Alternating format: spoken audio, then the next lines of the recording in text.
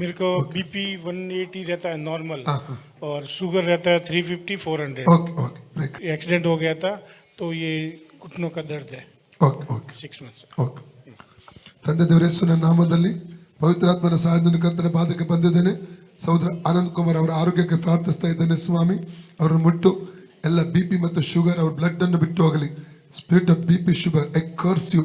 ಆ BP sugar ಶಾಪ್ ಆಗ್ತಾನೆ, ಕರ್ಸ್ ಮಾಡ್ತಾನೆ. ಅದಕ್ಕೆ ಇವರ ಬ್ಲಡ್ ಅನ್ನು ಬಿಟ್ಟು ಹೋಗಿ ಅಪ್ಪಣೆ ಕೊಡ್ತಾನೆ.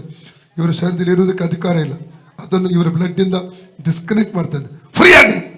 ನೆಕ್ಸ್ಟ್ ಟೆಸ್ಟ್ ಬ್ಲಡ್ ನಾರ್ಮಲ್ ಬರಲಿ, ಬ್ಲಡ್ ನಾರ್ಮಲ್ ಆಗಲಿ, ಬ್ಲಡ್ ನಾರ್ಮಲ್ ಸ್ಥಿತಿಗೆ ಬರಲಿ ಯೇಸುವಿನ ನಾಮದಲ್ಲಿ. ತಿರುಗಿ ಬರಕೊಡು, ತಿರುಗಿ ಬರಕೊಡು, ಫ್ರೀ ಆಗಲಿ ಯೇಸು ನಾಮದಲ್ಲಿ. ಕರ್ತನೆ, ಈ ಆಕ್ಸಿಡೆಂಟ್ ಮೂಲಕವಾಗಿ ಮೊಣಗಂಟಲ್ಲಿ ಬಂದಿರುವಂತಹ ನೋವಿಗೆ ಅಪ್ಪಣೆ ಕೊಡ್ತಾನೆ. ಬಿಟ್ಟು ಹೋಗ್ಲಿಕ್ಕೆ ಅಪ್ಪಣೆ ಕೊಡು, ತಿರುಗಿ ಬರಕೊಡುದು, ಇರಕೊಡು, ತಿರುಗಿ ಬರಕೊಡುದು. Free in the name of Jesus. ಎಲುಬಿನ ಒಳಗಡೆ ಹೊರಗಡೆ ಎಲ್ಲ ದೈವಿಕ ಸೌಖ್ಯ ಯೇಸು ರಿಲೀಸ್ ಮಾಡ್ತಾನೆ. ಕರ್ತನ ಯೇಸುಕ್ರಿಸ್ತನ ಬಾಸುಂಡೆಗಳ ಮೂಲಕ ಸಹೋದರ ಆನಂದರ ಗುಣವಾಯಿತು. ಕರ್ತನ ಯೇಸುಕ್ರಿಸ್ತನ ಬಾಸುಂಡೆಗಳ ಮೂಲಕ ಸಹೋದರ ಆನಂದರ ಗುಣವಾಯಿತು.